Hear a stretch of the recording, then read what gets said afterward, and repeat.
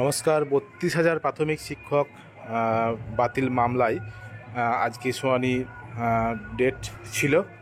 ৩২,০০০ যে চাকরি বাতিল মামলার, তো আজকে যে বিষয়টি হয়েছে যে বিচারপতি সৌমেন সেনের ডিভিশন বেঞ্চে কিন্তু এই মামলাটি ছিল।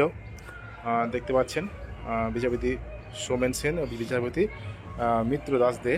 তো আজকে এই শুনানি উঠেছিল এবং সেখানে কিন্তু যেটা বলা হয়েছে ৩২,০০০ চাকরি বাতিল মামলায় 2014 টেট থেকে যে 2016 সালে যে নিয়োগ প্রক্রিয়া, সেখানে 2017 সালে জয়েনিং, সেই নিয়োগ প্রক্রিয়ায় কিন্তু তিনি অর্থাৎ জাস্টিস সৌমেন সেন কিন্তু এই মামলা শুনবেন না বলে জানিয়েছেন। অর্থাৎ এই বেঞ্চ কিন্তু চেঞ্জ হয়ে যাবে এবং সেটা ঠিক করবেন মাননীয় চিফ জাস্টিস যে কোন বেঞ্চে এই মামলাটি সরবে।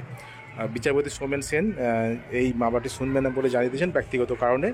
তো যাই হোক, এই মামলাটা কিন্তু আজকে আর কিছু হয়নি বা হবে না এবং পরবর্তী ডেট দেওয়া হবে এবং কোন বেঞ্চে হবে সেটা কিন্তু পরবর্তী সময় জানিয়ে দেওয়া হবে। এই বেঞ্চে কিন্তু আর এই ৩২,০০০ চাকরি বাতিল মামলা শুনানিটা হবে না, এটাই কিন্তু জানা যাচ্ছে এখনও পর্যন্ত যা খবর পাওয়া যাচ্ছে। এটাই কিন্তু জানা যাচ্ছে যে এই বিচারপতি সৌমেন সেনের ডিভিশন বেঞ্চে কিন্তু এই ৩২,০০০ চাকরি বাতিল মামলা প্রাথমিকের এটা কিন্তু হচ্ছে না। বেঞ্চ পরিবর্তন হতে চলেছে এবং সেই কোন বেঞ্চে হবে সেটা কিন্তু পরে জানিয়ে দেওয়া হবে এবং সেটা ঠিক করবেন মাননীয় চিফ জাস্টিস। দেখা যাক কি হয় পরবর্তী আপডেট।